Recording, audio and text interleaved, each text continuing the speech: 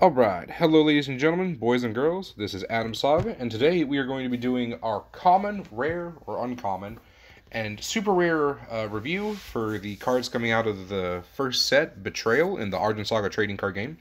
Please leave a like, comment, and subscribe if you liked the video, and let's just get a friendly, discussion going down in the comments down below, but, thank y'all for your support, and we will get right into it. So our first card is called Black Sacrifice. So I don't know if I mentioned it, I might have, but we're going over the Darkness cards. So it's a Blood Sacrifice. Let me actually pronounce it right. It's a 2-drop spell. As an additional cost to play this card, sacrifice a dark unit. Discard one random card from your opponent's hand. So for 2 shards, you can proc something that has a ruin effect, and your opponent discards a card, so it's not too bad. I think we'll probably see more play in the Betrayal format more than anything, especially since this is an instacast speed, or it doesn't have instacast, so you can't play during either player's turn. But the card's not too bad. I think depending how much more discard support we get, this card could definitely see a lot more play. Next up, we have Bloodlight Maniac. He is a 2-drop 1000 unit, and he has an arrive. Both players discard one random card from their hand. So he's not too bad. I feel like he'd be better if he was just a 2-drop 1000 that your opponent discards one random when he arrives, but that also might be a little too, I wouldn't say overpowered, but he'd definitely be a lot better than what he is. I don't think he'll see play, personally, in the Betrayal format. I don't think he'll even see play in Constructed, but I mean, I don't know, he doesn't seem too bad. I guess, like, if you have, like, a lot of cards that, like, synergize with discarding, it might be good, but that requires on, like, what you get out of your Betrayal pool and whatnot, so.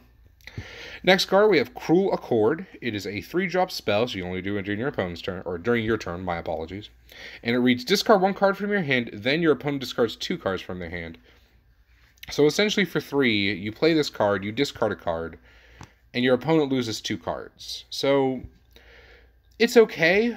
I think I feel like this card's kind of like breaking even with both players, and at the same time they're kind of technically going minus, or you're going minus while also making your opponent go minus. I feel like it's better like if you have like just a jacked hand and you just like want cards out of your hand, but besides that, I don't really think this card's going to see a whole lot of play. It's a very big maybe in the Betrayal format, but as of right now, I don't think the card's too good, but again, that's just my opinion. Might really be really good. So next up, we have Cry of Madness. Is a 5-drop spell. So a lot of these spells you only do during your turn, which is a little bothersome, or at least most of them for what we've seen. But it is a discard 2 random cards from your opponent's hand. So this card's pretty good, especially in the Betrayal format. I don't think it'll see constructed play, but I think around the time once you hit like 5 shards, if you like curve out and they're discarding cards and playing cards, you can pay 5. They don't have any cards in their hand. So pretty much set them back to where they're top deck and they have to draw into cards that either draw them more cards or draw for them to have answers. So this card could definitely be good. I think at least running it as a 1 or 2 of in your deck in the Betrayal format is worth it, but I don't know if it's going to see constructed play, especially with it being 5, but definitely not a bad card. Next up, we have our first augment for Darkness. It is Delayed Poison. It is a 1-drop augment, as I said before. Equip to target unit, so I imagine you can equip to either your units or your opponent's units. And it says, at the start of your next turn, destroy the equipped creature. Okay, so this card's a form of removal, in addition to whatever removal you get in your starter deck. This may also just be worth it. Like, if you have a blocker that can guaranteed block the creature that would be attacking, you can equip this, and they basically have a turn to either kill you, kill that creature, or they're going to lose their creature. It's really slow. That's his only, like, setback. But besides that, I think the card's pretty good. I don't want to say it's the premium removal for Darkness in that format, but I definitely think it's one of... If it's the only kind of extra removal you have, you do what you gotta do. Next up, we have Enveloped in Darkness. It is a 1-drop instacast spell, so you can play this during either player's turn. And then it reads, target attacking unit gets minus 1,000 this turn. Ooh, so, I mean, this card's not too bad. It can pick off small things at the beginning of the game. It can make things... make it easier for your Guardians to use their Guardian ability, because you can just minus them out. So, I mean, it's pretty good. It might see playing constructed. If not, a sideboard than maybe as like a 1 or 2 of in the main deck, but I definitely think this is... I would, if you have this over your delayed poison, I would probably play this a little more. It's a little bit more versatile and just a lot more useful, I feel like, especially since you can do it during either player's turn. It can pick off things at any point in the game. I don't know. I think the card's pretty good, though. Next up, we have Gloon. Oh, man, I'm going to mess this name. Oligarch? Probably messed that name up. It's fine. It's a 4-drop, a 2,500 unit. Sacrifice a unit, choose one. Target unit gets plus 1,000 this turn, or target unit gets minus 1,000 this turn. So I really like this card. I actually have a deck I'm brewing up with it, and it basically runs a bunch of like ruin creatures. So you'll like sacrifice something like the 2-drop dragon that it deals 1,000 to something, and you'll be able to target something else or it's the same thing and give it minus 1,000. I think this card's a build around in for like constructed and potentially even in the Betrayal format. But I definitely think if you can like, if you get online with Hoenna and you can make enough tokens, this card will be pretty good. And if not, you can just, it's just a sack a unit, so you can also sacrifice itself, I believe. Don't quote me on that, but I don't know. I think the card's pretty good. I have a few ideas with him right now, but it's not a bad card, so. Next up, we have Hidden Laboratory, Laboratory, I don't know, whatever you want to call it. It's a 2-drop augment, so this is our second augment we've seen in Darkness. And it has, arrive, place 3 counters on your champion if it is Hoenna Immortal Conjurer. So right when it comes in, it basically makes a golem, because you remove 3 counters from Hoenna to make a golem. So that's pretty good. And then it has Exhaust, sacrifice a golem unit, draw 1 card. Oh, wow. So essentially what this card does is you can make a board presence. Well, oh my god, yeah. So this card, you make a board presence, and then you can sack a golem. So like any of like your, like the Golem of Jealousy, when it comes in, you draw a card if you control another golem, and then you can sacrifice it to draw another card. So this card's pretty good. I definitely think this card will see constructed play without a doubt. And I think if you have this card in your Darkness, in your pool with the Darkness cards, I would definitely run it. This card just seems to be a really big value engine and probably a house in the Betrayal format. So really good card.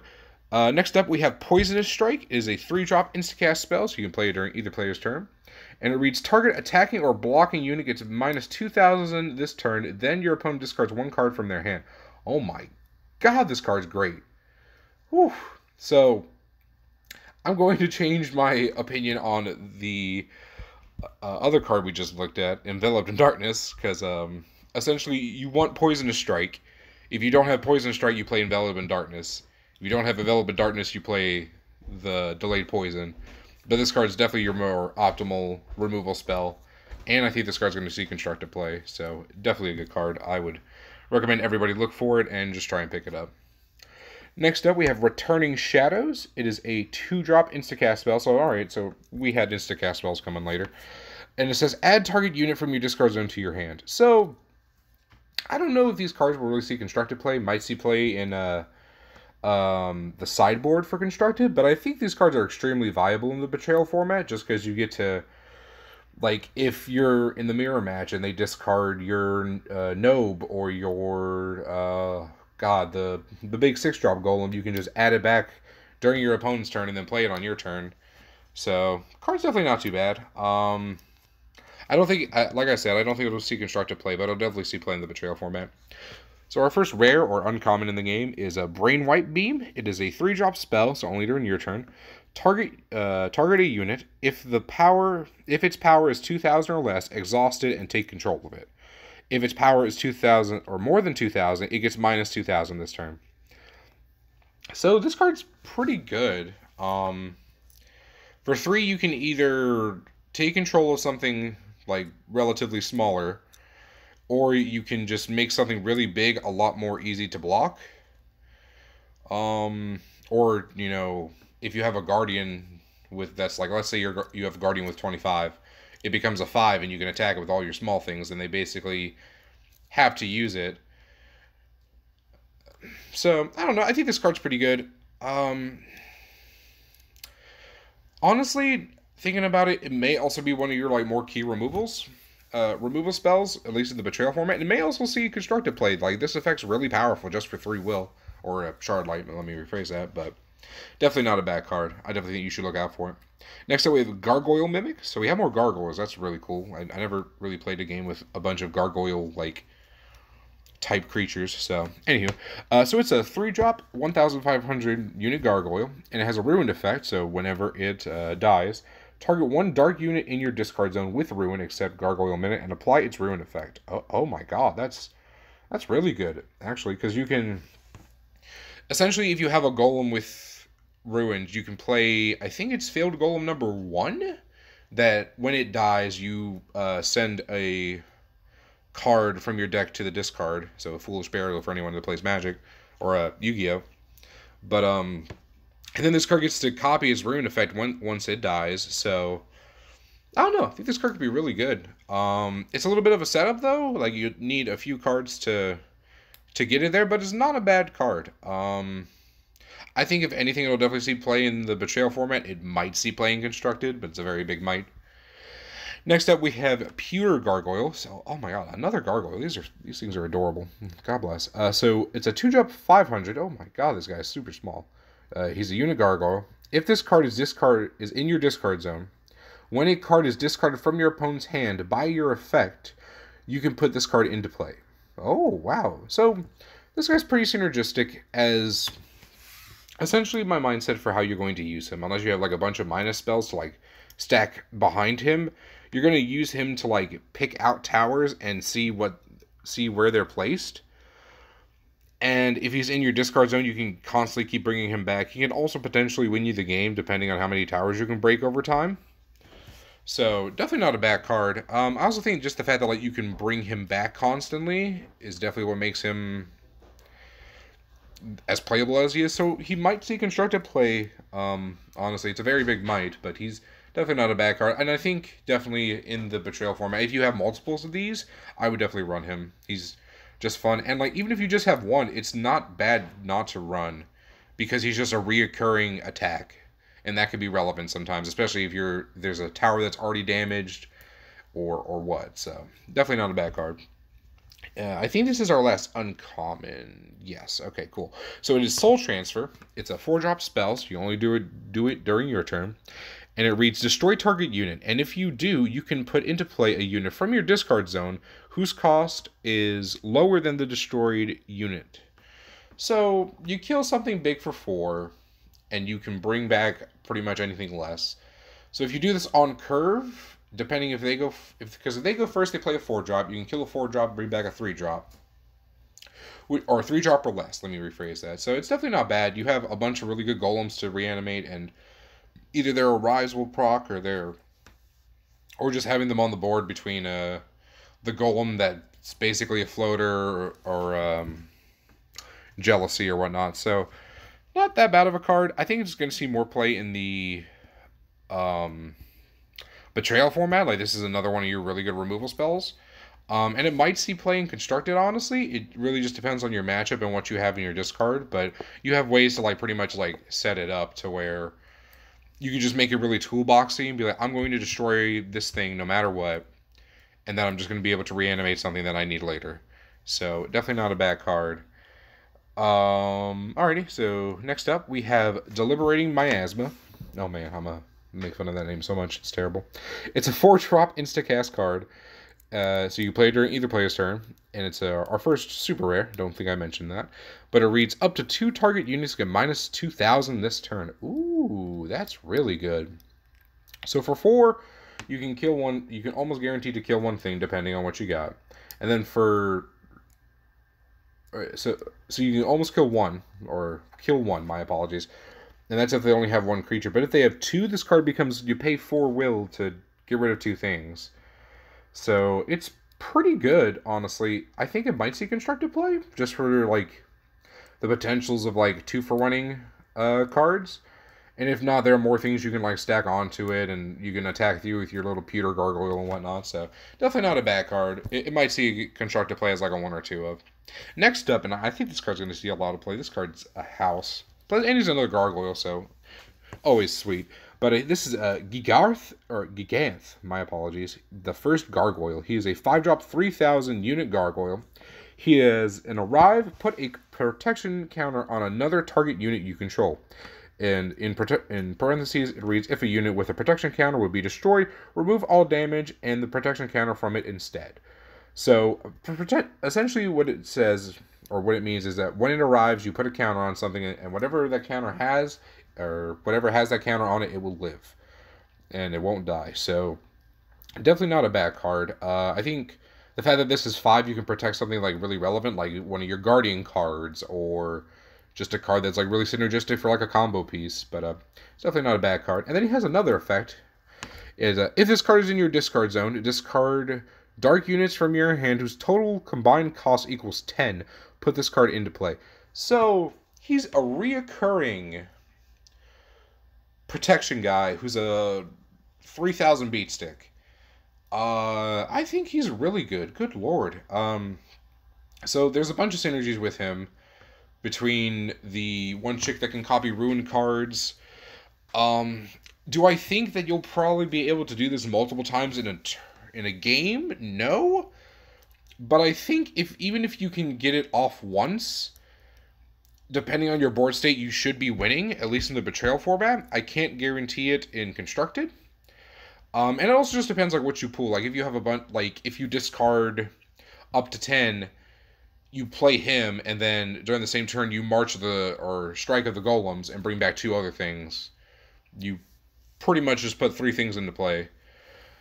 So, he's definitely not a bad card. I think he's going to be really strong. And I think the fact that, like, he has potential of just not dying right away makes him really good. I don't know. There's not much more to say about him, but I think he's going to be really good. Next up, and I believe this is our last super rare and the last card that we're going to go over today. It is Omega Magic Yami. So it is a 2-drop instacast spell, and it says choose one, or if you have 2 or less towers remaining, you can choose both, which is really good. But it reads, target unit gets -1000 this turn. Okay, so we've already seen effects like that, so that card's really good. And then it also reads, return target unit with cost 3 or less from your discard to the field. Ooh, so it's unearth from Magic, and you get to -1000 to something, which is pretty good. So if you do this correct, or not if you do this correctly, but at the beginning of the game, you can reanimate things that you'll need, which, you know, all your golems that have really good enter the battlefield effects. Or you can just kill off really small things or finish things off at instant speed. And if it's late game, you can do both. I think this card's really good. I still stand by what I've been saying with all the Omega Magics. I think these are going to be, like, expensive cards, and everyone should pick up at least a playset, because these cards are going to see a lot of play. But no, I think this card's great. I think that this card's going to see Constructed play. This card should definitely see Betrayal format play, no matter what. And yeah, that's our Darkness review today. Like, comment, and subscribe. Let me know what y'all think. Let me know what y'all's favorite Darkness card is, or just what your favorite card spoiled so far is. Tomorrow we'll be getting into the water section, so look, I'm looking forward to that, because there's a lot of really powerful water cards. And the day after that, we'll be getting into our Argent rares, which are slowly showing. So that being said, like, comment, and subscribe. Let me know what y'all think. Y'all have a great day. Start a little discussion down in the description, or start a discussion down below. And y'all have a great day. I'll talk to y'all tomorrow. Bye-bye.